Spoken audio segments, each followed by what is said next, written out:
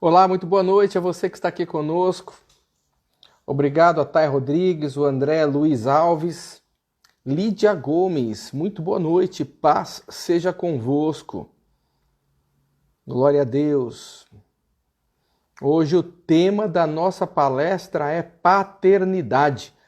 Boa noite ao André, boa noite ao Luan, boa noite ao PLVS, boa noite a todos vocês, boa noite à minha esposa, Prique Ferreira, paz seja convosco, segunda-feira, paz, aqui é a Marcela, muito boa noite Marcela, do Josamilton, paz seja convosco, muito bom estar aqui com vocês, numa live muito especial que nós conseguimos, e eu estou muito feliz de poder estar com esse convidado hoje, aqui esta noite, hoje realmente uma noite incrível que vamos ter aqui, que vamos ouvir hoje um dos cérebros mais influentes aí no meio evangélico e no meio empresarial também.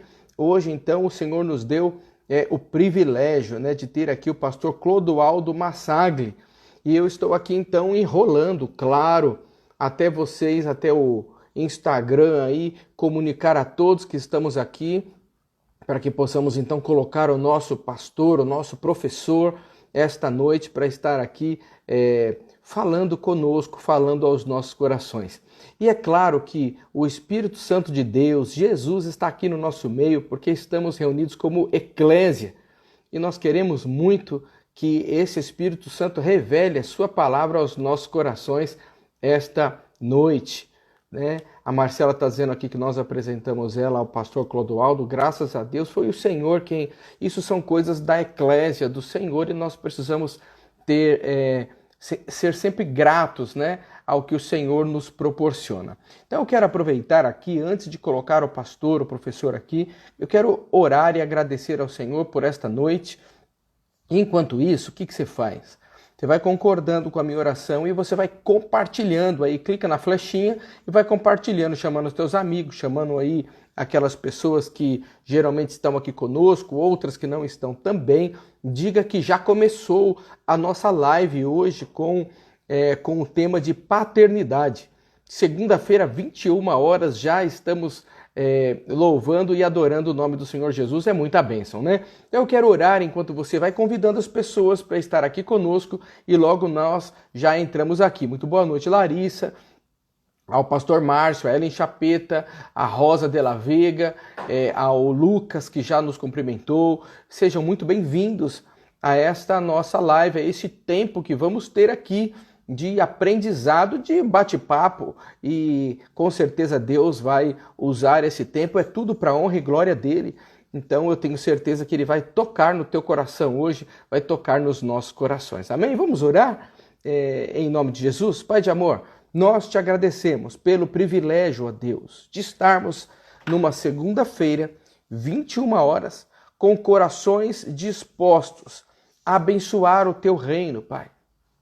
E que venha o teu reino sobre, Senhor, a nossa vida, sobre as nossas famílias, sobre a tua igreja, sobre a nossa sociedade, a nossa comunidade, o nosso Brasil. Venha o teu reino, Pai. Estabeleça o teu reino em nós, Pai.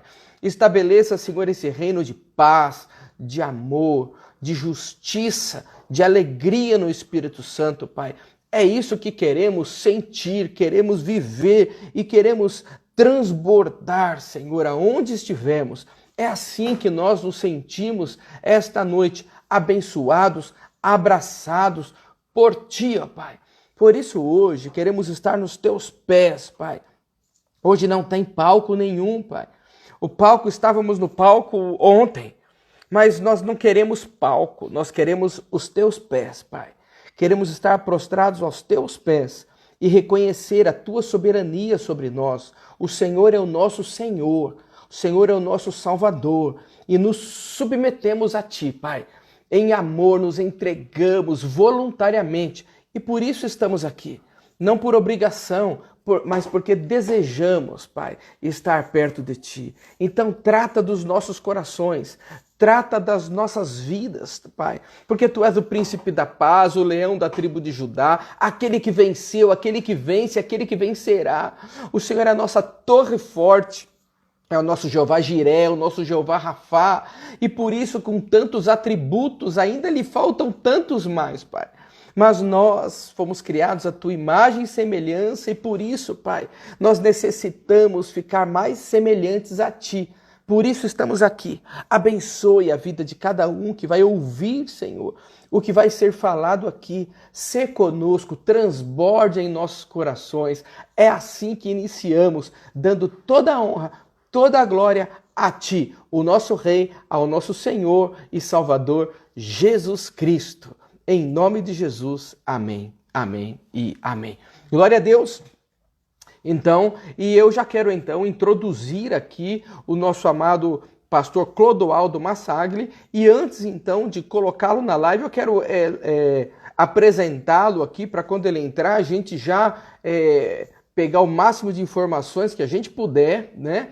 Mas o pastor Clodoaldo Massagli, eu o conheci numa viagem que eu fui para a Coreia e fui muito abençoado pela vida dele, pelo conhecimento e não só por isso, mas pela simplicidade que ele trata questões tão sérias.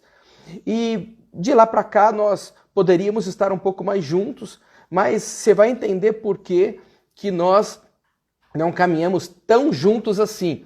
Olha só o currículo desse homem que vai falar conosco, entre tantas atribuições que ele tem, ele arrumou um tempo para falar com o povo de Deus e você que está aí conosco. Amém? Você é esse povo de Deus. Então, pastor, empresário, psicanalista e Master Coach Sênior e membro do ICF, International Coaching Federation, casado com Gigiana e pai de 3 filhos, é presidente do AME, Instituto Minha Esperança, onde mantém trabalhos sociais e igrejas na África e também em outros países, no qual nós estamos juntos nessa empreitada.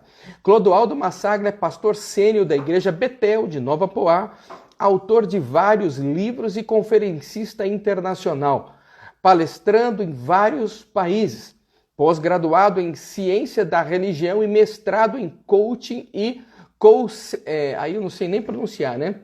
E counseling pela Florida Christian University, Flórida, Estados Unidos. Professor de História da Igreja e Psicologia Pastoral. É doutorando em Business Administration e Neuromarketing pela Florida Christian University, Flórida. Mestrado em Neuropsicologia e Demências pela University Europe Miguel de Cervantes, Espanha. Sócio fundador da Logos Consultoria Empresarial com sede em São Paulo, Brasil. E presidente do ICC, Instituto Cristão de Coaching, com sede no Brasil, Estados Unidos e Europa, onde eu tive o privilégio de estudar com ele sobre temperamentos. É esta pessoa linda e maravilhosa que vai estar conosco hoje aqui, e eu já convido então, o nosso pastor Clodoaldo Massagli. Seja muito bem-vindo. Aí! Glória a Deus! Seja bem-vindo. Falei, acho que tudo que eu precisava e eu queria falar. Eu ensaiei tudo isso, esse privilégio. É muito bom estar aqui. Muito boa noite. Paz seja convosco. Graça e paz, pastor. Que bom estar com você, cara. Que bom, que bom. A pandemia tirou muitos privilégios, mas olha, a tecnologia tem nos ressarcido, hein? Olha, estamos Aleluia! juntos aqui. Estamos juntos aqui. Muito bom estar com você, muito bom revê-lo, né? E eu vi você falando sobre o AME, né, os nossos trabalhos em África, e eu lembrei da nossa viagem para a Coreia. Foi realmente um tempo muito bom, onde nós nos conhecemos e Jesus nos aproximou. Gratidão aos céus por isso. Obrigado, pastor. Muito bom estar com vocês aqui. Muito bom, então, assim, eu não poderia iniciar isso que nós vamos falar sobre paternidade, é o tema que, esse é um tema muito pertinente à necessidade dessa geração. Mas, dentre tantas as atribuições, você é pai de 3 filhos. Sou pai de 3 filhos. E marido da Gigiana. 17. Marido da Gigiana. Clodovil de 17, Marquinho de 12 e a Anne de 7. Ó, minha carreira está longa ainda, né? Então, veja só, e o testemunho que você tem de vida é espetacular, que nós falaremos disso hoje, se der tempo, ou até num outro dia, se assim o Senhor permitir. Mas dentre tantas essas atribuições, pai de 3 filhos e pai espiritual de multidões, como é que você arrumou um tempo para falar conosco aqui?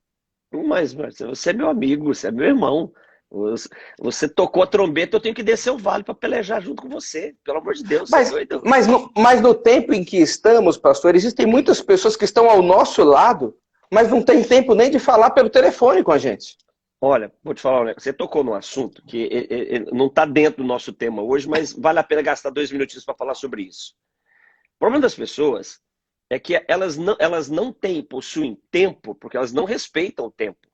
Né? A minha agenda... Só te cortando, o Bruno tá lá do Japão nos ouvindo. Ó, o Brunão lá do pastor Claudeci, que benção. Exatamente, tá aqui com a gente, graças a Deus. Vamos lá, então. Existem pessoas... Não, existem pessoas que dizem que não tem tempo, mas é porque elas não respeitam o tempo. Né? A minha agenda ela é muito grande, tenho muitas ocupações, mas posso dizer uma coisa? Não me falta tempo para nada. Porque eu me organizo, eu tenho planejamento, você tem uma agenda, cumpro horários, então tudo acontece. Então, por exemplo, nós estamos aqui hoje e não foi correria para mim, não foi nada atropelado, tranquilinho, me preparei, tive um tempo com a minha família, tive um tempo com os meus filhos, porque hoje planejamento é tudo. O mundo hoje exige muito. Se você não tiver planejamento, você não vai ter tempo para nada. Né? Então, na verdade, as pessoas não estão respeitando o tempo. Por isso que elas não conseguem atender, né, alguns momentos tão importantes como esse, que nós estarmos juntos. Sim. Então, até pessoas que a gente convida para estar num momento como esse e falar, não tenho tempo. Né? E aí a gente fica, poxa, o que acontece? Mas até você me convidou para falar um pouquinho sobre educação financeira, e você sabe que um dos temas da educação financeira, como medir a riqueza de uma pessoa, é exatamente a questão do tempo. Se ela tem tempo ou se ela não tem tempo, porque tempo é a coisa mais cara do mundo. É verdade, é verdade. Passou, já era, você não recupera ele mais. Não recupera. Então, assim, se você... eu não tenho tempo para fazer isso, eu não tenho tempo para fazer aquilo, você está o quê? Atraindo o quê? Está atraindo pobreza para você. Porque, simplesmente, o que tem de mais caro no mundo é as 24 horas que Deus deu para todos. É verdade, é verdade. Né? Temos que tratar isso com muito zelo, com muita responsabilidade, né? Então, mas agora, nesse mundo que não tem pais para ensinar os filhos a tratar com muito zelo a questão do tempo, como é que a gente fica aí? Essa necessidade de pais no dia atual, na atualidade, não estou falando só de paternidade espiritual, porque também está faltando paternidade material. O pai físico mesmo. Como que você tem tratado disso nessa sociedade, pastor? Olha, ontem eu falava com meu filho mais velho, o Clodoaldo Filho, ele fez uma pergunta a respeito de um moço, né? E aí eu disse para ele, filho, a questão desse moço, o problema dele hoje é que ele não tem uma referência paterna. Então, por ele não ter uma referência paterna, então hoje ele está assim, ele está sem destino. Então, a figura paterna, né, a representatividade paterna, ela é muito importante para dar direção, para dar destino para o filho. Né? Quando um filho, ele perde a sua paternidade biológica, ele perde muita coisa. Né? Ele vai ter que se esforçar muito para superar algumas dificuldades, porque a influência paterna ela é muito importante para gerar valores, gerar crenças, né, construir propósitos de vida na vida dessa pessoa. E isso em todas as áreas, seja espiritual, seja carreira, seja profissional, emocional, relacionamentos. Então, a figura paterna, a marca dela é dar destino. Né? Eu costumo dizer, pastor Marcelo, que assim, dentro do assunto igreja, né, porque o tema nosso hoje também remete para a igreja, que é a paternidade ministerial. É até bom assim, colocar esses três modelos para quem está nos assistindo compreender. Existe paternidade espiritual, paternidade ministerial e paternidade biológica. São 3 assuntos que se conectam. Né? E um está conectado com o outro e um depende do outro. Ou seja, a saúde de um reflete na saúde do outro. Isso é cíclico, né? Paternidade biológica é quem te gerou. Eu creio que quanto a isso não tem muito o que se falar. Paternidade espiritual é Deus, é o Senhor Deus Todo-Poderoso. Ele é o nosso Pai espiritual. Então isso é paternidade espiritual. E paternidade ministerial é aquela paternidade que é gerada por pessoas que nos provoca espiritualmente, gerando valores espirituais na nossa vida. Então é paternidade ministerial. Por que ministerial? Uma vez um pastor perguntou para mim, mas por que paternidade ministerial? E eu disse, por causa do ministério da reconciliação, que foi confiado à igreja, de reconciliar o homem com Deus. Então isso é uma paternidade, né? Sim. E é uma ideia que tem nas escrituras. Não é uma invencionice, não. É um princípio bíblico. Então, quando falta paternidade biológica, paternidade ministerial, as pessoas elas vão ficar sem destino. Então, paternidade é para dar destino. Olha que coisa interessante. É quando a gente lê lá o texto de 1 Pedro, capítulo 4, versículo 10, eu estou querendo abrir aqui, deixa eu ver se eu consigo abrir aqui para ele falar direitinho. Diz assim, cada um administre aos outros o dom como o recebeu, como bons despenseiros da multiforme graça de Deus. Quando você entende, então, que Deus é teu Pai e Ele te deu um dom, Ele tem um propósito com esse dom que Ele te deu. Claro. O dom. Agora vamos, você está colocando alguns assuntos que puxa, desenrola o novelo de uma forma linda, né? Quando nós falamos de paternidade, pastor Marcelo, tem algo que é muito forte dentro desse tema, que é relacionamento. Ou seja, o relacionamento é maior do que o serviço. Quando nós falamos de dons, nós estamos falando de serviço. Quando nós falamos de paternidade, nós estamos falando de relacionamento. Quando nós falamos de paternidade, quando nós falamos de dons, de serviço, nós estamos falando de trabalho, né? Nós estamos falando de servir. A característica do servo. Quando nós falamos de paternidade, nós estamos falando de natureza. Então isso é algo muito maior. Então a discussão agora não é a habilidade, não é a competência, não é a unção, não é o dom, que tudo isso é muito importante. Mas é a natureza que é construída em nós em relação ao nosso Pai espiritual, que é o Senhor. Então isso é muito poderoso. E ele distribui esses dons para os seus filhos. E ele distribui esses dons para a igreja, para cumprir o propósito que ele quer que seja cumprido.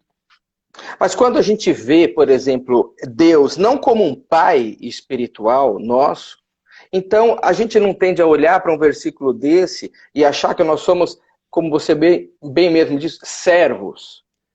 E esse relacionamento, quando você entende essa paternidade espiritual, que Deus é teu pai, você não enxerga um versículo como esse, eu provoquei para isso mesmo. Você não enxerga um versículo como esse, como Deus me deu um presente, o meu pai, ele me presenteou com algo para eu ser útil na sociedade como um todo. Exato. Expressando a identidade dele. Exatamente isso. Né? Expressando a identidade dele. O apóstolo Paulo escreve à igreja de Roma e o apóstolo Paulo diz que a criação anseia a manifestação de quem? Dos filhos de Deus. Não dos servos. Agora, essa questão de servo é uma questão que está incutida na cultura da igreja. Né? Sim. Vamos tratar da religião igreja. Da religião. Por que eu digo religião igreja? Porque é diferente da essência da igreja. Você vê, as pessoas hoje dão muito valor ao serviço. Né? Então, ao servo, não estou dizendo que ser servo seja ruim, seja errado, mas tem um nível mais alto. Né? Exatamente. Tem um nível mais perto, né? Claro. João 8,35, Jesus diz, o servo não fica na casa do pai, mas o filho fica para sempre. Então, a ideia de Deus é nos ter na casa dele para sempre. Né? Só que a igreja desenvolveu de uma forma muito forte esse conceito de servo, de serviço, de obreiro. Estou dizendo que isso está errado. E ele perdeu o mais importante. Eu sempre digo nas nossas conferências de paternidade que se Deus tiver que priorizar o que você faz para ele e estar com ele, fica tranquilo. Ele vai priorizar o fato de você estar com ele. Por quê? Porque isso fala do chamado dele principal, que é de ter o filho perto, não o trabalhador. Agora, Sim. Claro que todo filho trabalha pelo propósito do pai. Todo filho, é comprometido com o coração do pai. Agora, o servo, ele tem outra vocação. O servo, ele trabalha porque ele quer uma recompensa. E o filho, ele trabalha por quê? Porque ele quer uma recompensa? Não. Ele trabalha porque ele aguarda a sua herança. É diferente o valor, né? Então, nós percebemos muito isso nos nossos relacionamentos com Deus, mas também, pastor Marcelo, nos nossos relacionamentos ministeriais. Porque a paternidade ministerial, ela resgata o valor do relacionamento. Então, Poxa, que lindo. ela coloca para mim como pastor e coloca para aquela ovelha que está ali valores muito mais excelentes. Que, na verdade, ela não tem que olhar para mim como apenas o cuidador dela, mas ela tem que olhar para mim como alguém que quer dar destino para ela. Eu não sou apenas o conselheiro, eu não sou apenas o orientador, né? Não, não. Tem uma relação mais poderosa que pode ser construída entre nós. E é esse relacionamento que vai fazer com que as verdades espirituais de Deus agora passem a fazer parte dessa pessoa. Olha que interessante. Se nós olharmos os valores, as diferenças entre servo e filho, vamos colocar essas diferenças? Sim, vamos lá. Qual é a diferença do servo e do filho? São enormes. Então, por exemplo, o servo, ele tem um coração grato por tudo que ele recebe, né?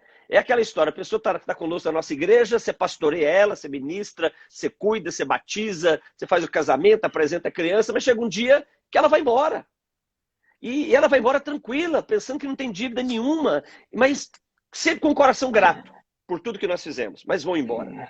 O filho essa frase, ela é cruel. Fala assim, pastor, eu queria agradecer a você por todos os anos. Aí você já sabe o que vai se desenrolar, né? Não, tem uma fala que dói mais, que diz assim, pastor, eu te amo, o senhor sempre vai ser o meu pastor, mas estou indo embora, eu não estou entendendo mais nada. Não estou entendendo mais nada, né? Mas por que as pessoas tomam esse comportamento? Porque o coração dela não é de filho. O coração dela é de ovelha. E ovelha, pastor Marcelo, ovelha, ela está ali, ou então o coração dela é de discípulo. E o discípulo, ele vai embora mesmo. O discípulo, ele vira as costas, pega o rumo dele e está tudo certo. A ovelha, ela está ali conosco enquanto a gente dá o que ela quer. E a ovelha quer o quê? O que a ovelha quer? Proteção e comida.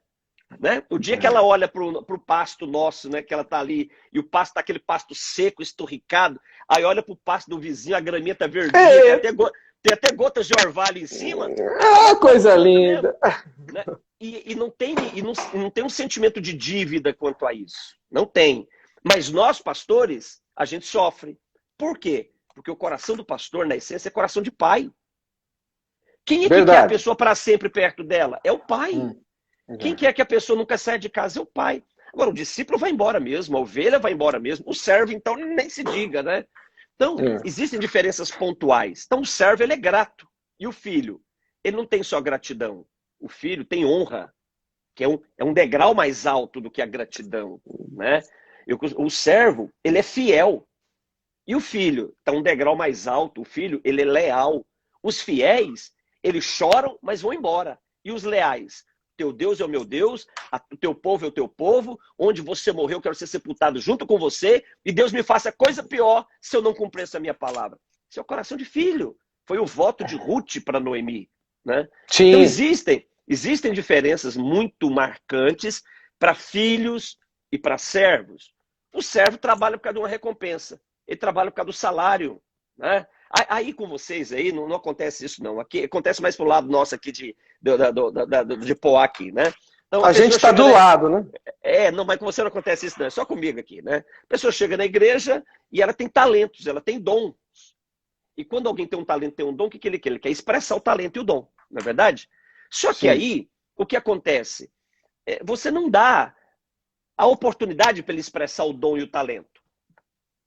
Né? Então, ele não tem o pagamento, ele não tem a recompensa. Logo, ele tem uma revelação. Acabou o meu tempo aqui. E ele vai embora. Porque esse é o coração do servo.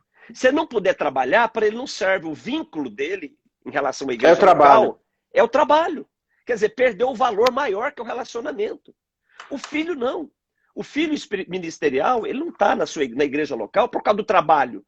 Ele está ali por causa da herança, que é muito maior. Ele está ali por causa do legado. Ele está ali por causa da história que está sendo construída ali. Então, quando nós falamos de paternidade ministerial, nós estamos falando de resgate. Porque essa era, pastor, a ideia, a visão e o coração da igreja apostólica. O apóstolo Paulo, ele escreve para a igreja de Corinto, no capítulo 4, versículo 15, e Paulo diz assim, olha, eu entendo que vocês podem ter pastores, discipuladores, mentores, mas eu quero dizer uma coisa para vocês. Contudo, vocês não têm muitos pais. Eu gerei vocês no evangelho. Então, olha a ideia da igreja apostólica, né? E isso é muito importante. O apóstolo Paulo super não tinha importante. discípulo. Alguém assumiu a responsabilidade paterna, isso já é uma bênção, né? Sim, ele trouxe para si, né? E disse, olha, eu gerei vocês. E Paulo, ele sofre muito, né? A gente lê as cartas, as epístolas paulinas, e nós vemos Paulo sofrendo muito pelas igrejas, por causa das igrejas. Por quê? Porque esse era o coração do pai. O pai sofre pelo filho. O pai vê o filho não dando certo, vê o filho dando mancada, fazendo bobagem, o pai vai sofrer. Vai doer no coração do pai. Né? É diferente do serviço, né? Quer, não quer, a fila segue, a fila anda. Você manda embora, né? Agora, o pai não, o pai vai lá e corrige, porque o pai não manda embora. O pai só mostra o destino. Agora, se o cara tá lá pelo trabalho só, e no mundo que nós estamos vivendo, nós estamos identificando esta falta, primeiramente, de assumir a posição de pai. Olha, eu estou te gerando e muitas vezes eu vou te corrigir porque eu tenho um destino, Deus tem um destino maior para ti, né? Claro. E essa sua fala, ela tem um peso muito grande, porque você dá continuidade para uma boa história para as pessoas, né? Eu não sou só um mentor espiritual seu. Porque às vezes as pessoas olham para o pastor assim, como o mentor espiritual dela, né? Não, existe uma relação. E essa relação, ela vem para cumprir princípios. E quando você cumpre princípio, você alcança propósito. E quando você alcança propósito, você conquista destino. Então a paternidade, ela dá esses valores. Então quando alguém chega na nossa igreja... Agora, é claro, pastor Marcelo, nem todo mundo vai ser filho. E eu, como pastor, tenho que entender isso. Né? Tem gente que está lá conosco, na nossa igreja, que são ovelhas. Então eu vou pastoreá-las. Existem pessoas lá que são discípulos. Então eu vou discipulá-las. Mas existem pessoas que querem ser filhos. Para estes, nós vamos tratá-las como filhos e dar destino para elas. Né? Fazê-las participantes de um legado. Então, isso é muito importante, a questão da participação do legado. Lembra da história de Abraão? Abraão é casado com Sara, não podia ter filho. Aí Deus promete para ele que ia fazer dele uma nação grande. Só que os anos passam e nada acontece. Aí chega uma hora que ele tenta resolver o problema e diz assim, Senhor, eu já entendi tudo. Já entendi tudo. Vou me virar. É o seguinte, né? Eu já entendi, está demorando, eu já entendi. E o seguinte, eu tenho aqui o meu servo na minha casa, que é o Eliezer, esse Damasceno aqui. Ele é meu empregado, é meu servo, está aqui me servindo há muito tempo, é uma grande bênção. Ele vai ser meu herdeiro. Aí Deus levanta, né? Aí Deus fala, opa, pera, aqui. Amigão, você não está entendendo nada. O teu servo nunca vai ser o teu herdeiro. Quem vai herdar o teu legado é o teu filho. E nasce Isaac. E nasce o filho da promessa. Tu percebe que na própria estrutura bíblica, Deus não permite que servo herde nada. Que servo continue legado. E ministerialmente, pastor Marcelo, nós temos um legado, não é verdade? E as pessoas que estão ao nosso redor, eles precisam entender, esses filhos ministeriais, que o Senhor os colocou junto de nós para eles continuarem esse legado, mas dentro da identidade de filho. Porque o filho não divide, o filho não racha. Pastor, servo é obediente. O obediente, ele acata enquanto ele tem recompensa. O filho não é obediente. O filho está no nível mais alto, ele é submisso. A obediência é racional, eu escolho. E a submissão, ela é irracional, é até louco, né? Eu não tenho que entender, eu tenho que cumprir. Aqui em casa... E só recebe autoridade, quem é submisso. Só quem é submisso. Aqui em casa eu digo para eles, pá, mas por quê? Eu falei, meu filho, não tem que te dizer o porquê. Vai lá e faça. Porque quem está te dando destino é o teu pai. Você hoje não compreende a grandeza das restrições que talvez eu te imponha. Mas daqui a alguns anos você vai compreender. Tem até alguns ditados populares, né? Que quando a gente é criança, adolescente, jovem, a gente não entende as restrições dos nossos pais. Mas lá no nosso futuro a gente entende, né? E o pai, ele é marcado pelos nãos que ele diz, né? Eu digo para as pessoas, olha, o pai tem uma marca em relação ao filho. Qual é? De sempre dizer não para o filho. E por quê? Porque o sim de uma pessoa é para o presente. E o não de um pai é para a construção de um futuro abençoado dele na presença do Senhor. Puxa, isso é muito profundo. Eu queria que você repetisse essa última frase aí. O sim, ele é uma afirmação para o presente, para o agora. E o não de um pai é a construção do futuro dele. Então, todo não de um pai hoje está construindo uma história de sucesso amanhã, está construindo um legado poderoso amanhã, está construindo valores para o amanhã. Então, que coisa linda. O não de um pai, e de um pai ministerial, de um pastor, né, uma repreensão de um pai ministerial, não é uma repreensão de dano, é uma repreensão, é uma restrição de proteção, de segurança, de maturidade, porque hoje as pessoas não sabem, elas pensam que sabem, mas o pai já tem vivência, né? O pai está na frente, o pai tem visão de futuro. E pelo pai ter visão de futuro, ele não vai se precipitar dizendo sim para aquilo que pode comprometer o futuro dele, do seu filho. Glória a Deus, né? E a gente fica feliz porque existem esta mentalidade de paternidade ministerial, paternidade espiritual, está ganhando um corpo junto com esta igreja apostólica que tem avançado também, né? Sim. Agora, pastor, eu vejo, assim, eu faço algumas ressalvas quando o assunto é paternidade, da forma como tem crescido, né? Tá. Qual ressalva? Paternidade não é método de gestão de crescimento de igreja. Algumas pessoas têm tratado a proposta da paternidade ministerial como um modelo de gestão de igreja, ou como um modelo de gestão de crescimento de igreja. Está errado. Paternidade não é método, é princípio, é relacionamento. Se metodologizarmos a paternidade, ela se tornará um modelo como tantos outros que teve prazo de validade. Sim.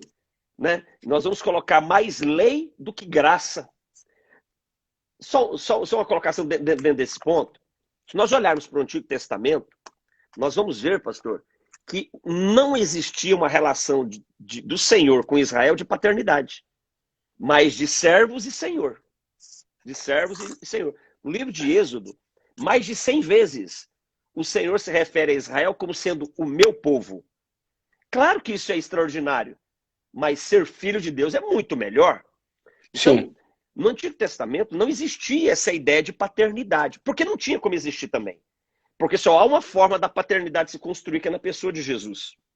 Então, no Antigo Testamento, a proposta era outra, era a lei. Então, eles se relacionavam pela lei. Aí veio a nova aliança, na pessoa de Cristo. A nova aliança, Cristo não anulou a lei, mas revelou algo maior, mais poderoso do que a lei, que é a graça. A graça não é um Deus condescendente. Eu até digo que a graça é o exercício extremo da justiça de Deus em relação ao seu caráter de verdade e de justiça. Porque sim, a graça exige muita justiça.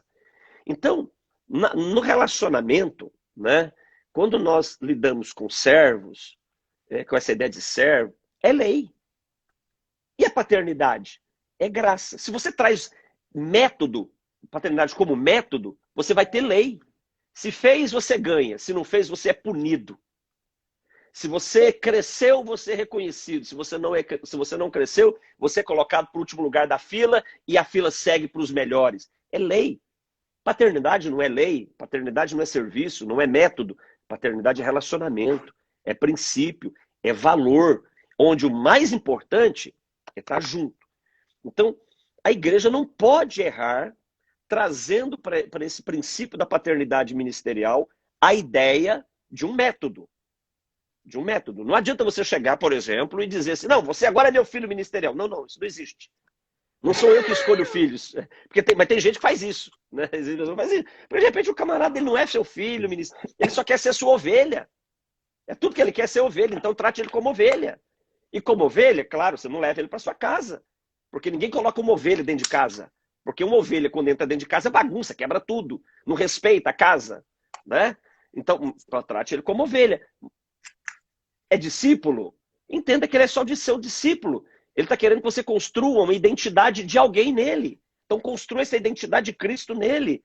Agora vão ter filhos que eles querem o seu legado, querem a sua herança, eles querem se submeter, eles querem ser direcionados. Para estes, você vai tratá-los como filhos. E o tratamento é assim, você corrige, você traz para o peito, você ama, você chora, você sorri, você revela a sua intimidade. Pega no colo. Pega no colo. É interessante que a ovelha você não pega no colo. A ovelha você coloca nas costas. E isso porque ela estava perdida e arrebentada. Mas depois que você chega no aprisco, você tira das costas e coloca no aprisco de novo. O filho não. Se precisar, você fica o dia inteiro com ele no seu colo. Porque é diferente. Então, só que a paternidade, não somos nós, pais ministeriais, que definimos. São as pessoas. Não é o pai que escolhe o filho. É o filho que escolhe o pai. Quantos casamentos, quantas pessoas, elas ficam grávidas, eles dizem, eu queria que fosse um menino. Aí sai uma menina. Eu queria que fosse uma menina. Aí vem um menino. Quer dizer, o pai tenta escolher o filho e não acerta. Porque não é pai que escolhe filho. Mas é o filho que escolhe o pai. Na paternidade ministerial é a mesma coisa. Né? Então nós precisamos buscar essa revelação do Espírito Santo. Porque é o Espírito Santo que gera isso dentro de nós, pastor Marcelo. E não tem nada mais... E não tem nada mais especial no coração de um pai de não querer exatamente dar liberdade, né, para o filho. Porque um pai quer o filho livre para voar, né, para ir para o destino dele. E o Espírito Santo que você estava querendo colocar é o condutor disso tudo, né? E ele constrói todo esse caminho, né? O salmista diz, né, que os filhos são o quê? Flechas na aljava do guerreiro. Então, a relação de paternidade ela é tão linda que ela acaba com um monte de problema que acontece na igreja. Né? Aí você não tem isso não, mas aqui para cá de vez em quando aparecem essas coisas para cá, sabe? Aquela competição, aquela disputa, paternidade não tem isso. Sabe por quê? Porque o pai, ele sabe que a validação da paternidade dele é ver o filho ser melhor do que ele. É ver o filho chegar mais longe do que ele. É ver o filho realizar mais do que... Essa é a realização e a alegria do pai. Né? Então o salmista diz que filho é flecha. Pai é o arco retesado para lançar essa flecha chamada filho, para alcançar um lugar que ele não vai alcançar. Como isso é curador, como isso é restaurador, né? Agora tem nesse teu exemplo aí da aljava, essa flecha, muitas vezes esse filho, muitas vezes, falando de filho ministerial, o tempo dele é de ficar na aljava. Sempre na aljava. Né? E aí, muitas vezes, ele quer estar sempre indo. E muitas vezes ele tem que ficar na aljava. E é um tempo que nós estamos vivendo isso agora, não estamos? Porque, olha só, você tem uma grande equipe que trabalha com você. Só que agora, nessa pandemia, você teve que tratar com outras pessoas no ministério, porque hoje esse ministério da mídia é o que está pegando, é o que tem que estar atuante. E outros filhos, o que você fez com eles? Colocou na aljava. Fica ali, estão prontos para ser lançados. Mas são filhos do mesmo jeito, não é isso? São flechas polidas. Estão ali prontos para o momento oportuno. Prontos. Agora, pastor Marcelo, sabe o que é lindo nisso tudo? Esse filho, essa flecha polida que está na aljava, ele entende o porquê está na aljava. Ele não se rebela, ele não se angustia, porque ele sabe que o pai está no controle. Ele descansa nas decisões do seu pai. E aonde o pai vai, ele vai junto, né? Porque a aljava está junto. Está junto com ele. Então, é diferente do discípulo. O discípulo, se você coloca ele na aljava, ele endemonia. Ele endemonia. O quê? Não, eu tenho que estar lá. Não é assim? O servo, então, se você vai lá e tira o serviço dele, pronto. Esquece. Não sirvo mais. Eu não sirvo mais. O filho não. O filho entende. Sabe? É aquela síndrome do filho mais velho da parábola do filho pródigo. Né? O pai partiu a herança. Na tradição judaica, quando o pai podia fazer isso, o pai podia partilhar a herança ainda vivo. Só que quando o pai partilhava a herança com os seus filhos, ele dava para o filho mais velho o dobro do que o filho mais novo recebeu. Então, o filho mais velho que ficou recebeu o dobro da herança. Aí toda aquela história que a gente conhece, o filho mais novo volta, o pai faz festa porque o filho mais novo voltou, o filho mais velho chega, vê aquela festa, ele fala, mas o que está acontecendo? Aí disseram, não, seu irmão estava perdido e voltou. Ele chega lá, revoltado com o pai, dizendo, pai, eu estou aqui te servindo, trabalhando, te honrando, fazendo tudo que o senhor quer, e o senhor nunca me deu um cabrito para me celebrar com os meus amigos. Um filho na casa do pai com coração de servo. E o pai deles, meu filho, é como se fosse resgatar. Eu te dei o dobro da herança. Tudo que é meu é teu. E você está agora discutindo comigo por causa de um cabrito? Você não entendeu nada. Esse é o coração do servo. Ele não entendeu. O filho entende. O filho não se dói, porque ele sabe que tudo que é do pai é dele.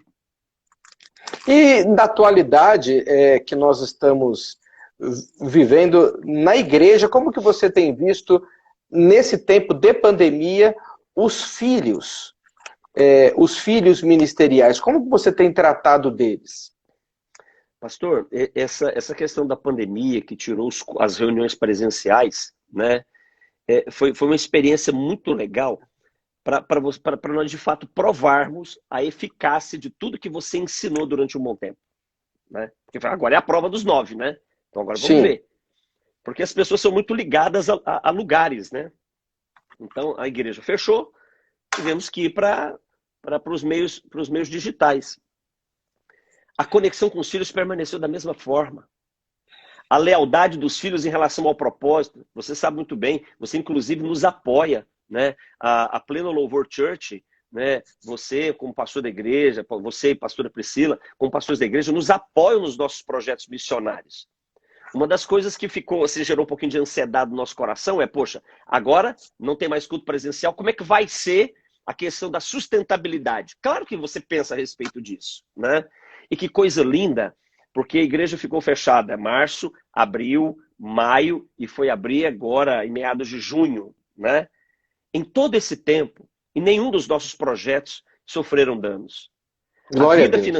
A vida financeira da igreja não caiu, não diminuiu a sua intensidade. Muito pelo contrário, a igreja se mobilizou mais ainda. Nesse tempo de distanciamento social, a igreja se mobilizou para ajudar as pessoas mais necessitadas. Nós fizemos uma conta, nós arrecadamos nesses 3 meses e meio de igreja fechada, cerca de 20 mil quilos, 20 toneladas de alimento para distribuir entre os nossos irmãos. Ou seja, a igreja se mobilizou mais ainda. Sabe o que é isso? Família. Família. Quando nós falamos de paternidade, nós estamos falando de família. Sim. Nós estamos falando de pais, mas de irmãos. De pais, filhos, mas irmãos. Então, o que eu percebi? Que o valor, ele teve a oportunidade de ser exercido. Ele teve a oportunidade de mostrar o testemunho. Né? Então, a paternidade foi uma peneira? Foi uma peneira. Olha, pastor, eu não sei se eu diria que foi uma peneira, mas revela o coração. Revela, não revela? Revela o coração. O servo é o seguinte, não estou recebendo, estou fora. Não é assim? Estou com o salário atrasado, para que eu vou trabalhar amanhã? O discípulo, agora, esse modelo já não me serve mais. A paternidade é diferente. Eu vou te cutucar um pouco mais. A questão, quem não tem pai, tem o quê? Quem não tem um pai ministerial, tem o quê? Porque o pai é uma figura que é fundamental você ter alguém realmente que você possa chamar como teu pai, ou ministerial, ou espiritual. E eu queria te cutucar um pouco sobre isso. Tá, olha, essa é uma pergunta que sempre ela bate na porta. Né? Eu tenho uma convicção. O propósito de Deus é que todos sejam filhos. Esse é o propósito de Deus. Embora tenham discípulos, tenham ovelhas, não tem nada de errado nisso, mas o desejo de Deus, o alvo é todos serem filhos. Por quê? Por uma razão muito simples. Nós estávamos falando de obediência e submissão, e você disse, só tem autoridade quem se submete. Né? Então, a submissão gera autoridade. Tá? Só que, por que paternidade é fundamental na vida de uma pessoa? Porque paternidade gera envio. É o envio que constrói a autoridade. É o envio que me coloca dentro de um legado. É o envio que me atribui herança. Então, eu posso ter habilidades naturais excelentes. Deus pode derramar dons sobre mim incríveis. Só que uma coisa é eu caminhar com tudo aquilo que Deus me deu e que a minha condição natural me favoreceu, e outra coisa é ter tudo isso e ainda ter por detrás de mim alguém que me envia. Josué era um homem, Josué era um homem extraordinário. Mas quem seria Josué sem Moisés?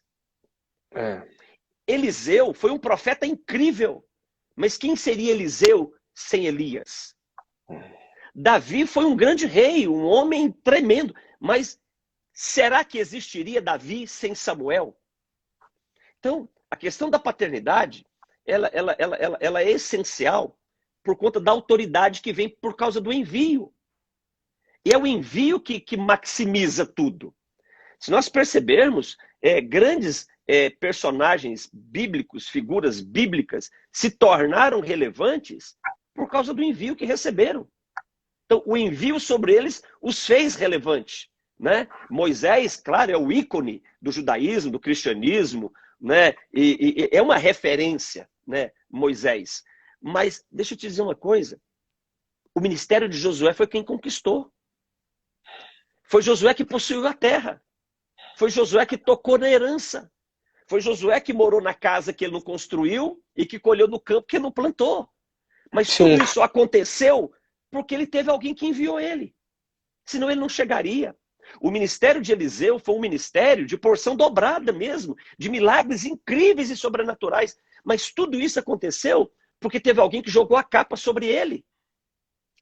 Ele teve alguém que ele caminhou debaixo da autoridade da unção desse envio. E a igreja é a mesma coisa. A igreja só faz o que faz porque ela tem um envio. Então, pastor Marcelo, quando nós falamos em paternidade, eu tenho meu pai ministerial, né? O pastor José Rodrigues, né? Você conhece da MCM, caminhamos juntos já há 20 anos. É muito fácil olhar hoje e ver os resultados do ministério da igreja local, da minha vida familiar, da minha vida conjugal, da minha vida profissional, da minha vida financeira, e perceber marcas dele em todas essas áreas. Porque é assim que um pai faz. Eu não estou dizendo que quem não tem um pai não vai ter sucesso. Não estou dizendo isso. Mas com um pai, você chega mais longe.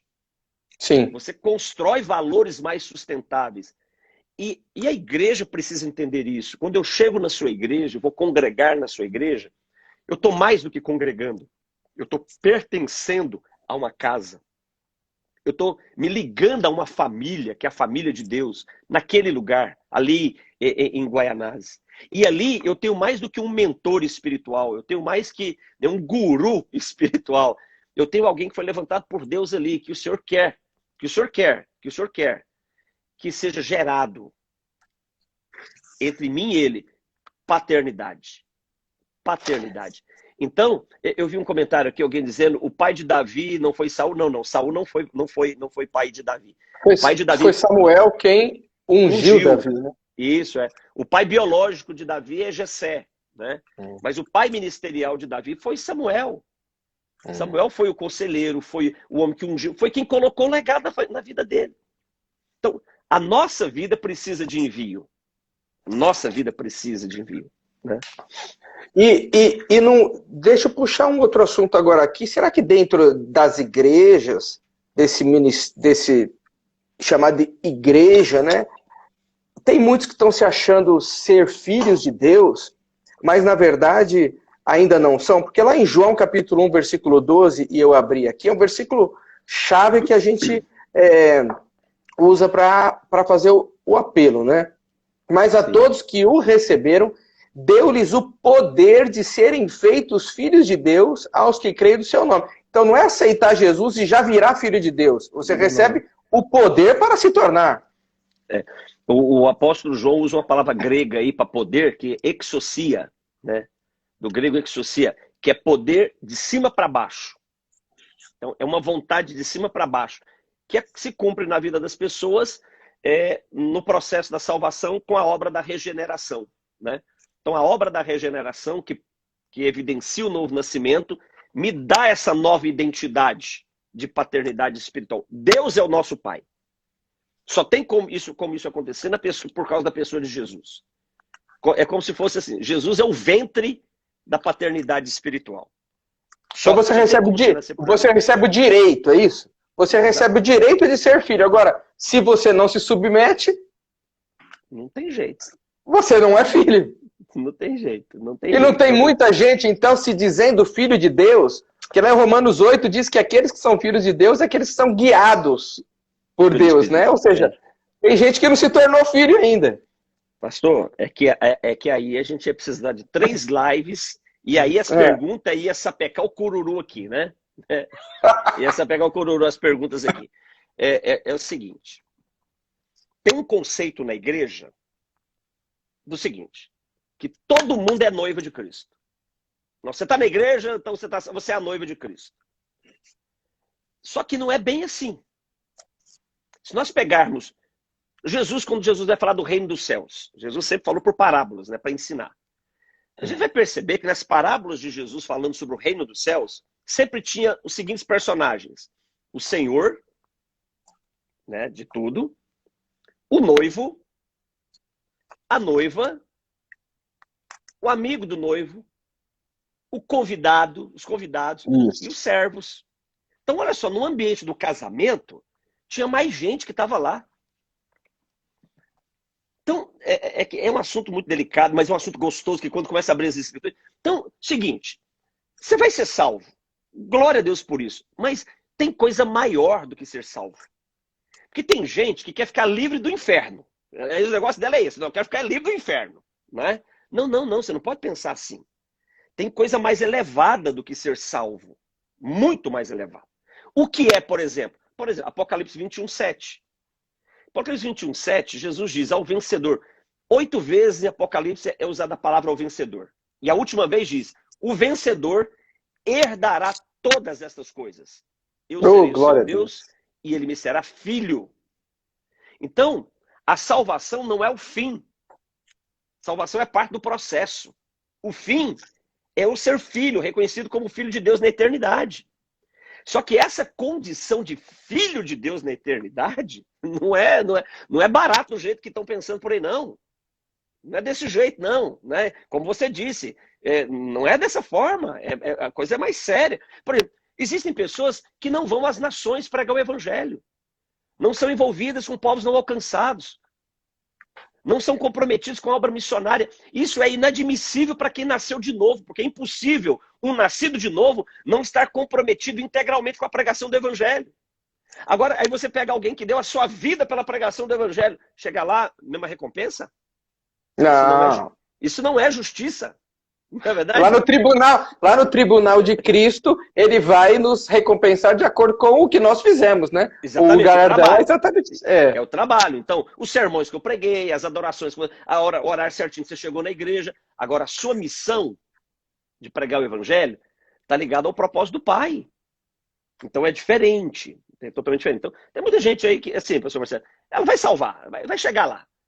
Mas não vai ser filho. Não vai. Lá tem lugar para o servo, tem lugar para o convidado da festa, né? Tem lugar para o amigo do noivo. Eu não quero ser amigo do noivo. Eu quero ser a noiva. Eu não quero ser convidado para a festa. Eu quero casar com ele.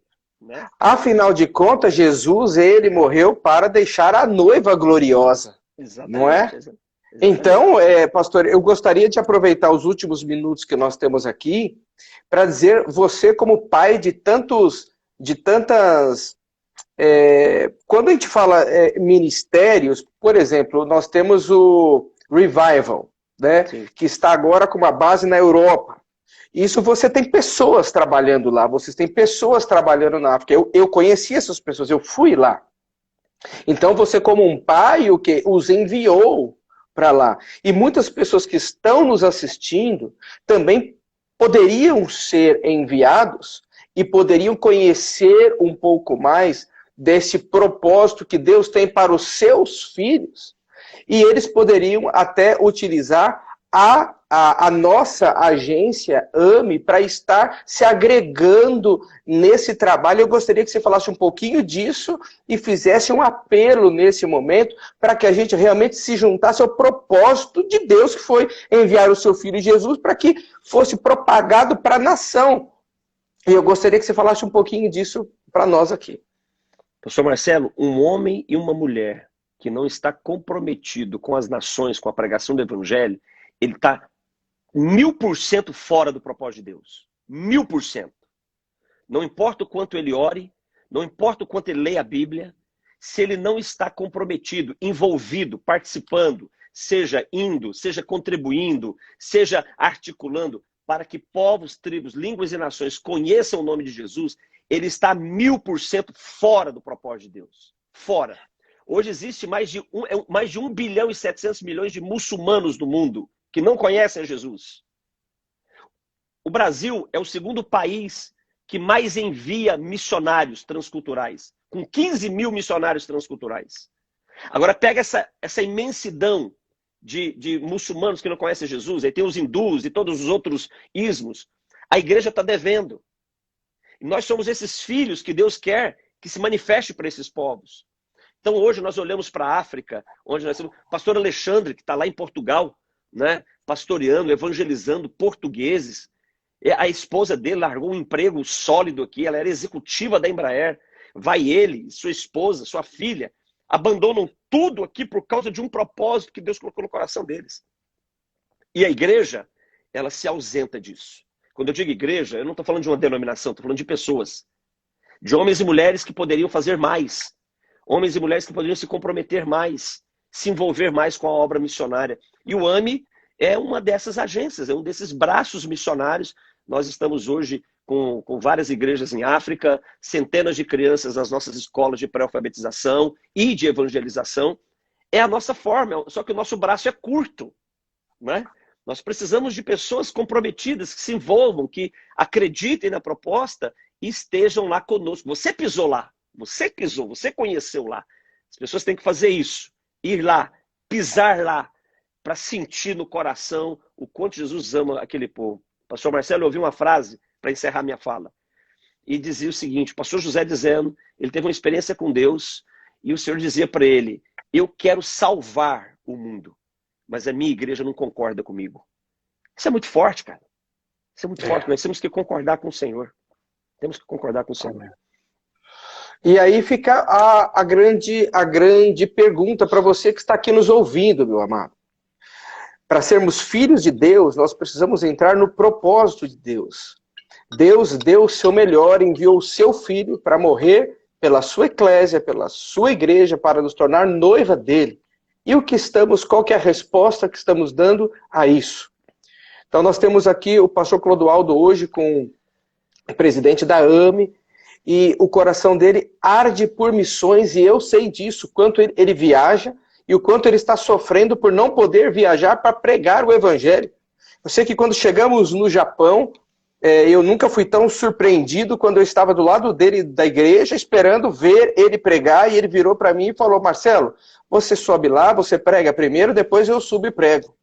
Falei, mas eu não falei para ele, mas eu pensei, eu não vim aqui para pregar. Aí Deus falou comigo, não, mas você tem que estar preparado em todo o tempo. Aí você vê o amor que ele estava lá para ser derramado, não só para a igreja japonesa, mas por aqueles que estavam com ele também. Isso tocou muito o meu coração. E por isso, então, nós começamos a andar juntos. E eu quero, então, pastor, eu gostaria que você orasse, nós temos 1 minuto, que você desse uma palavra final e orasse por nós nesta live aqui, em nome de Jesus. Deus quer gerar filhos. Pai, nessa noite, no nome de Jesus, que o Senhor possa ministrar no nosso coração, doce Espírito Santo, e desatar o nosso coração para essa verdade de filhos que se manifestam nessa terra, expressando a tua glória salvadora, no nome do teu Filho, Jesus. Amém, amém e amém. Amém, amém. Pastor, qual que é o teu Instagram para o pessoal seguir você aí? @Clodoaldo Massagli. @Clodoaldo Massagli. Então procura aí, ele está aí online agora, segue ele que você vai ter muitas novidades. E também segue a gente aqui, @Pleno Louvor Church. Um grande abraço a você, pastor, foi muito bom bater esse papo aqui com você, mas não deu nem para responder pergunta. Quem sabe a gente faça uma outra. Deus abençoe você, Deus abençoe a sua família e que Deus abençoe a todos esses que estão aqui conosco também. Tchau, tchau.